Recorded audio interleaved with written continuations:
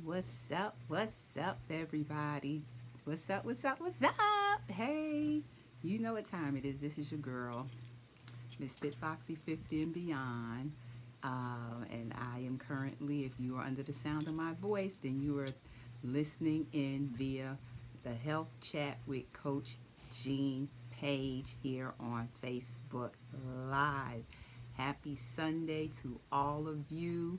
I hope you had a great and safe 4th of July holiday weekend. We're on the tail end of it now, but in my neighborhood, I'm still hearing the occasional firecracker go off.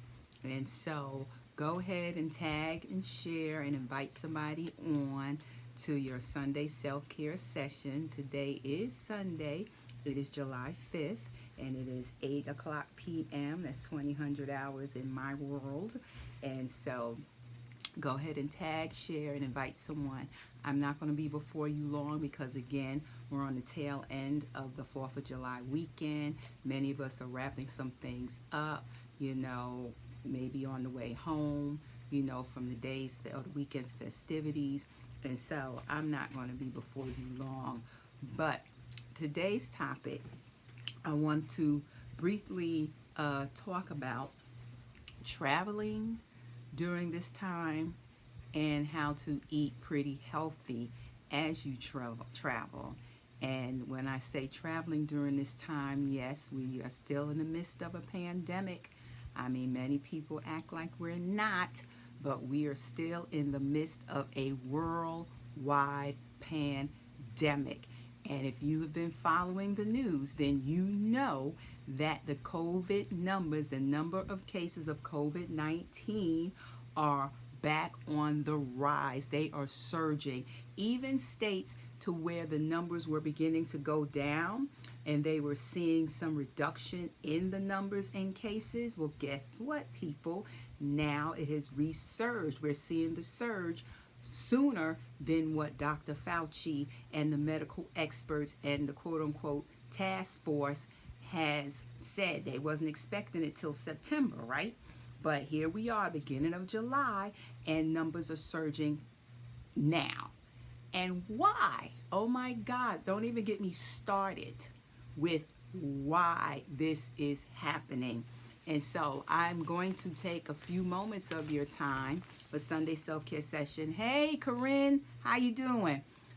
Take a few moments during this Sunday self-care session, which is brought to you by Coach Jean, also known as Misfit Foxy 50 and Beyond. And we're going to just discuss real briefly, traveling during COVID-19. And if you're traveling, you can still eat pretty decent, pretty healthy on the road. And so let me share that last Sunday was a late Father's Day present to my husband. But last Sunday, I did take him on a trip for Father's Day. That's what he wanted to do. We went to Hilton Head, South Carolina, because we love the beach, wanted to go to the beach. Now, with that said, now we all know, we don't know. We don't know how long COVID's going to be around, right? Only the good Lord knows how long it's going to be around, if it's going to be around forever, if it's only going to be around for a couple of months. Only God knows. So I'm not here to try to say whether it's the new norm or what it is. Right now, hey, Pastor Jones, right now it is what it is. And we have to be wise and use wisdom because guess what? We can't stay in the house forever, right? Yes, we are social distancing, and yes, we're going out. There's times we got to go out, right? Hey, Corinne, we got to go to work. We got to go to the grocery store. We got to go to the pharmacy. You may have to take your kids and drop them off at daycare somewhere. Eventually, these kids going to have to go back to school, right? So it's no way that we can stay away from people forever, and there's no way we can stay in the house forever, right? So I want to just share with you some tips on how you can be safe and stay well as you can do what you can do as humanly possible to keep yourself safe and prevent COVID-19 while traveling. Because let's face it, I heard a term recently. it was called isolation fatigue. Isolation fatigue, right? And so, and the reason I'm kind of looking two different ways is because I got two cameras going. But, isolation fatigue. I'll admit, I was, I'm Army. You can have me on. I've been on lockdown before for months. I've been on lockdown as long as 13 months in the desert of Iraq. So lockdown is not new to me. However, you do get fatigued, right? And recently I've been having the itching, becoming stir crazy in the house. Now my husband, they just started going back to work for a few days, probably in the last 3 weeks or so, to try to collect equipment and let the kids at his school empty their lockers, things like that. But me, I was starting to go stir crazy, right? And so he wanted to get away for a little while. Treated him to a trip to Hilton Head for Father's Day, even though it was just a week late, but better late than never. But there are precautions that we took, all right? Number one, we were traveling between Atlanta to Hilton Head, South Carolina. What we did was, number one, I meal prepped. I cooked and prepared and took, and you know how you wash off and soak your fruit and all that stuff. I prepared. I had bowls of fruit. I prepared my smoothies and even went out and got the tall mason jars because I had my smoothies. So we packed all this stuff that I was able to prepare and put on ice in the cooler on the ice, right, to take with us. Now, with that said, that means that I had to book a hotel, right, that I knew had a refrigerator in it, right? So I can have my stuff that I prepared in the refrigerator, pack, try to reserve and find a room that had a kitchenette so I can prepare my own, whatever we decided to prepare other than what I meal prepped and took, right? That we can prepare foods if we wanted to. That's what I had to do when I went to Fort Stewart out process the Army a couple of weeks ago. I got a room with a kitchenette and a refrigerator and was able to meal prep, carry it with us in a cooler on ice, get to where we was going, put stuff in the refrigerator because I reserved a room with a refrigerator. The room at Fort Benning, I think it's at Fort Stewart. Fort Benning had a kitchenette, so I had the stove, to where I could prepare meals, and the refrigerator. And it had a microwave for those of y'all who use microwaves. I stopped using microwaves 2 years ago when I was on chemo treatments after, doing some extensive research. But that's just me. You in the microwaves, do that. But one tip is to reserve a room that has those type of amenities that you need, and meal prep before you go. I meal prep the day before, made all my smoothies, made me some homemade avocado chocolate pudding that was alkaline based, meal prep. Number two, reserve a room to where, it has those amenities you need for storing food. And if it doesn't, if you pack a big enough cooler, fill it with ice. When I tell you the cooler we got, that ice stayed there. I mean, yes, some of it melted, but when we left 3-4 days later, it still had chunks of ice in there. I was like, oh, wow. So that's some ways that you can at least meal prep and prepare your meals and make sure that where you're staying has the amenities so that you're preparing, if not all of your food for the road, at least the majority of it. Does that mean we didn't go out and eat sometimes? No, it does not.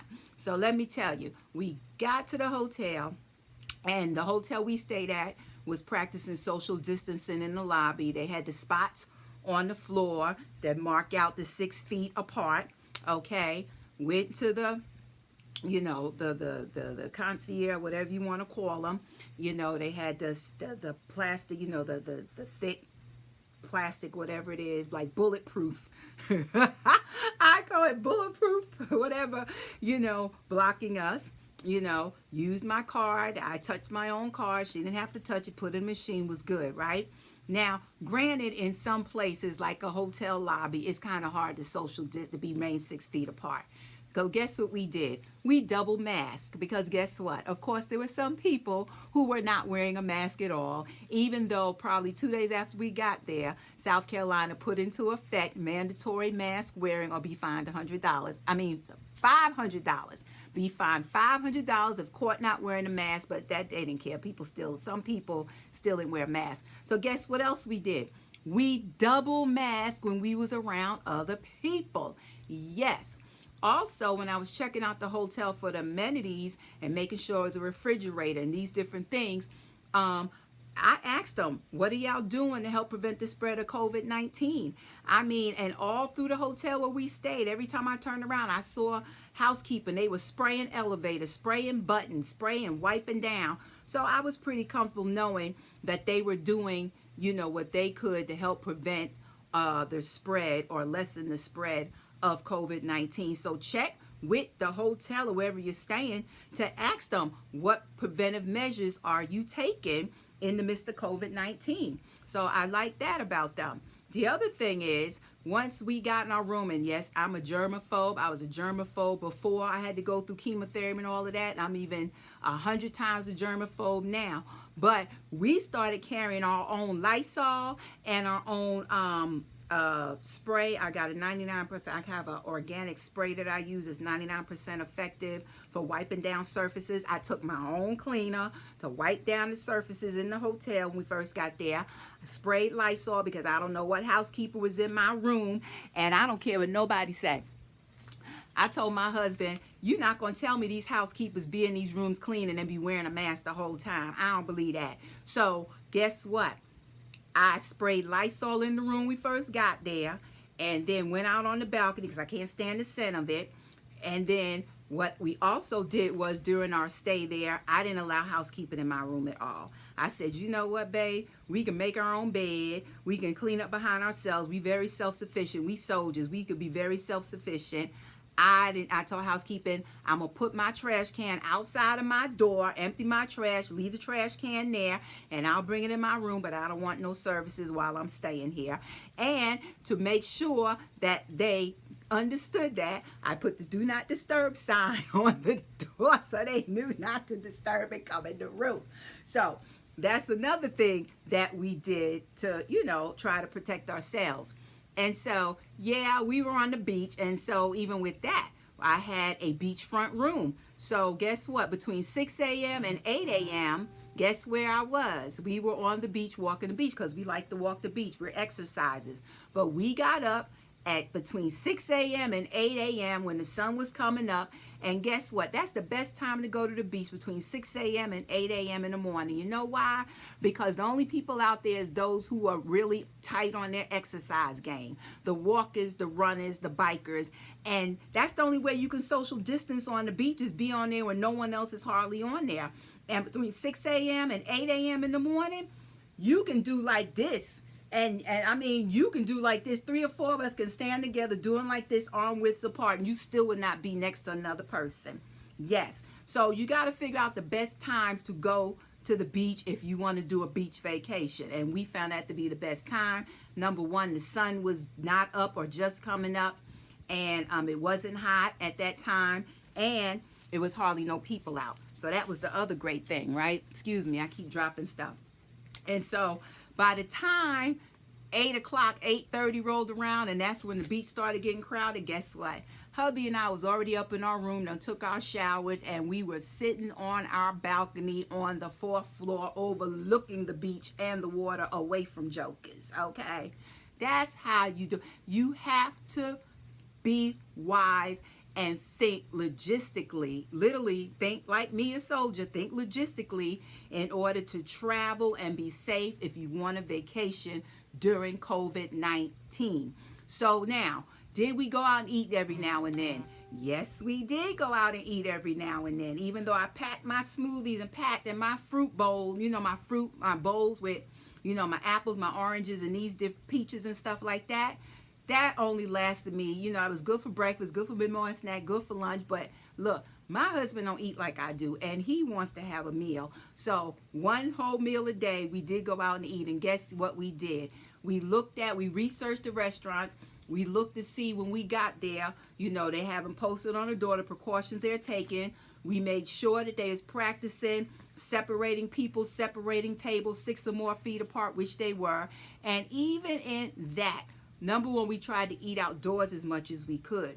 And number two, so we're not in the confined spaces inside. And number two, we kept our mask on until we got our food. And then once we got our food, of course you can't eat food with your mask on, but they were social distant. The tables and stuff was separated well apart to where we felt pretty comfortable. And also, the waiters and them were wearing masks and gloves. So that's what I look for. The nurse in me who's worked with patients in isolation, I'm treating this like I'm working with an isolation patient. Yes. And so, you know, it comes to, it really boils down to researching where you're going to stay, research the amenities, meal prepping, you know, making sure, like I said, we double mask because there's so many, it's amazing to me the number of people that are not wearing masks, okay? And so you have to do what you have to do to protect yourself. Now, with that said, let me see what else we did. That was pretty much, we pretty much stayed in our room. And even the one day, other than being on the beach between 6 a.m. and 8 a.m. And then the other thing, what was the other thing? One day we did go on a dolphin tour. And my husband researched that too. So when we got on the boat, guess what? It was just me and hubby in front of the boat. And it was it was a young lady with 2 kids, and they were on the back of the boat. So we were the only 2 families on the boat. And so they were able to be way in the back of the boat. We were able to be in the front of the boat. And even the boat they had taped off to 6 feet apart distances with blue tape from the seats, across the seats, down to the floor, across the floor, up to the other side of seats. And so, yeah, I mean, we were not playing. We were really researching stuff and see who's really practicing safety in the midst of COVID-19. But we avoided crowds as much as possible by going to the beach between 6 a.m. and 8 a.m. You know, we only ate out one time every day. And we researched to see which restaurants, you know, were pretty safe, what practices they had in place, right? And then pretty much we hung out in the room. I made sure we had a balcony with an ocean view because I ain't going to the beach and can't look out the ocean, right? But that's where we spent most of our time, except for the few times I'm telling you now. And when we were out and about, we were double masked, not just one mask, double masked, because some of these jokers ain't wearing masks. And anywho, so let me just say this too, and then I'll go into my spiel about the mask. So some tips for eating healthy on the road, okay? I talked about reserving a hotel room with a kitchenette, refrigerator, and these amenities. I talked about meal prepping the day beforehand and having your cooler loaded with ice and having your food in the cooler on the ice. Okay, I talked about, like I did, I took plenty of fruit with me, apples, oranges, peaches, grapes, that stuff, to where, you know, even after you have soaked, because I clean my fruit and vegetables. I don't care if it say organic. I don't care. If some of the organics say already clean, rinse 3 times, I don't care. I'm still cleansing you, okay? And before I dry you, I'll put you in my bowl. But anyway, I took plenty of my fruit and carrots and stuff to snack on the road and during the day while we was there, okay? What else? I talked about that. I talked about the rooms with the refrigerators and things like that. Now, I'm going to tell you right now, you ain't going to have no amenities like no refrigerators and no kitchenettes like at the Crown Plazas and some of them. We stayed at the Westin, and Westin does have refrigerators, okay? Take your preferred beverage with you. I love alkaline water. I had my bottles of water with me. Even now when I go anywhere, I carry my own water because I'm bougie with my water because that's mostly all I drink anyway. Now I've learned how to make an alkaline punch, but that's besides the point, you know. And, you know, if you go out to eat and you're trying to be kind of healthy, because let's face it, these restaurants really do not offer no real vegan, vegetarian, healthy choices other than a salad, right? Okay. So, you know, what you can do is research your restaurants, see who orders vegan plates, veggie plates, you know, seafood. I think that's your best bet. I don't eat animal protein, animal products other than the occasional seafood. And when I do eat occasional seafood, it is wild, straight out the ocean, scallops, lobster tails, and wild salmon occasionally. That's it.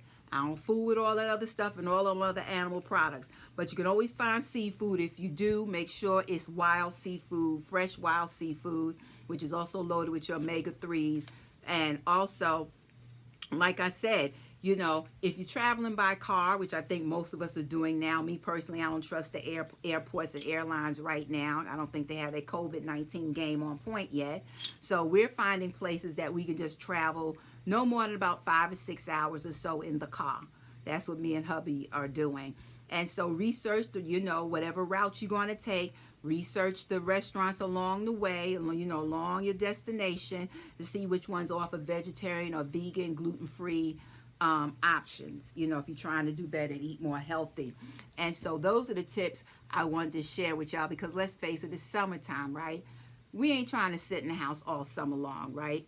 But we have to be wise. Yes, we walk by faith, not by sight, but you got to walk in wisdom too. And we need to obey and follow the guidance given to us by our leaders, by our medical leaders, our scientific leaders, the CDC, and those type of folks. And so with that said, I double masked when I was around folks.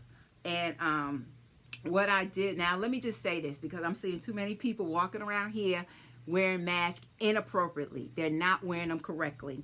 And so I'm not a fan of cloth masks. Let me just say that. As a nurse, I rather N95 or a surgical type mask, the kind you get from the hospital. This is a cloth one right here. So understand why, especially I'm double masking when I have to resort to these. I think I probably got 2 more N95s left. But anyway, and the masks are not good once they get wet. If it gets moist and wet and damp, if it's a cloth one, yes, you can wash it. I throw mine in the washing machine. But for the hospital grades like the N95, those made of other material, once they get wet, they're really infected. But anyway, so this one I'm seeing, I'm either seeing no mask or I'm seeing this. If you wearing your mask like this, baby, you defeating the purpose. Because guess what? You still breathing in and out your nose. You still breathing in these droplets through your nose.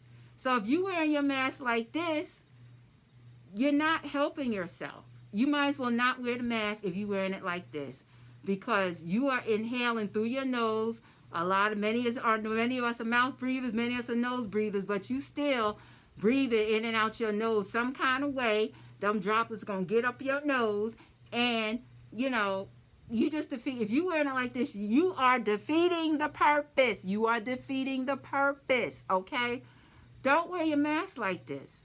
You are not helping yourself. This is the incorrect way to wear your mask. You're gonna wear a mask, wear it. And wear it like this. It needs to cover nose and mouth. Preferably come at least right here to where your chin is. This is the appropriate way to wear a mask. This is not the appropriate way to wear a mask. And lately, I see so many people wearing their masks like that, just over their mouth and not covering their nose and their mouth. I get it. It's hot now. These masks get very uncomfortable, especially now that it's hot. But baby, you are defeating the purpose if you're walking around like this. You're defeating the purpose. That's not the correct way to wear a mask. So please, please, please, for your health and to help preserve your wellness and your safety and that of your family, number one, please wear a mask, okay? I think it's just mutual respect and common courtesy to wear a mask, regardless of what you feel about it's impeding your rights, whatever, okay? Whatever. Because there's too many people walking around here asymptomatic, all right? You will never know they got COVID-19. Heck, they don't even know they got COVID-19. They're walking around asymptomatic, okay? So wear a mask. We're not only wearing masks for ourselves, but we're wearing it for our fellow man as well, okay? I think it's just common courtesy. So, like this, you're defeating the purpose. Please cover up nose and mouth. Thank you very much. If you got kids, my God, you wearing a mask and the kid's not wearing a mask. Now I know what they say in the airplane. Mask. When if something pop off and you flying in the airplane and the oxygen come down, they tell you put your oxygen mask on first, because you can't save nobody else if you don't save yourself first, right? But you got to do like this. And yes, you put yours on first, but then save your baby. Try to prevent your baby from getting COVID. Put the mask on the back. I'm seeing kids 4, 5, 10, 11, no mask. I'm like, now this is a little itty bitty baby, a hand baby like this, newborn. Then first of all, why are you outside with your newborn baby anyway? And many of y'all don't know this. This is a fun fact about me. When I do bedside nursing, like actually at the bedside taking care of patients, I am an OB nurse by trade. So babies, I love babies. I will hurt somebody over a little baby, okay? And so I said all that to say, for those of y'all with babies, these little new babies, don't, their immune system is not fully developed. Please, please, please, don't be letting all these folks hold your baby, touch your baby, kiss your baby, especially now during COVID-19, and they ain't got on masks the first, they ain't washed their hands. I don't mean sanitize their hand with hand sanitizer. I mean wash their hands with soap and water for at least 20 seconds, okay? Come on, y'all. We've got to do better. But anyway, that is my soapbox for the night. I really wanted to share with y'all traveling tips for traveling and eating healthy, traveling during COVID-19, because let's face it, we are isolation fatigued, and it ain't like we ain't gonna get out on the road and go somewhere, even if it's for 3 days like my husband did. But those are just some tips for if you're traveling, okay, during COVID-19.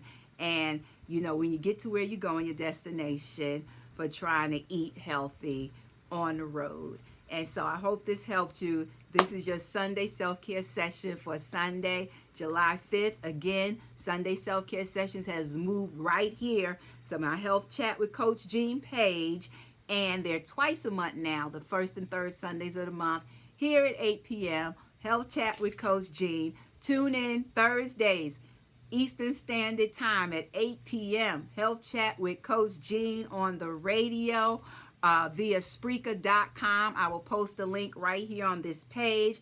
This Thursday, which is July 9th, we will finish up our discussion on the health disparities. Make sure you tune in. Tell a foe, tell a friend, and hope that you will tune into the show. Until then, I wish you peace, love, and health. This is your girl, Coach Jean, Miss Fit Foxy 50 and beyond. Have a great week. God bless you all. Peace out.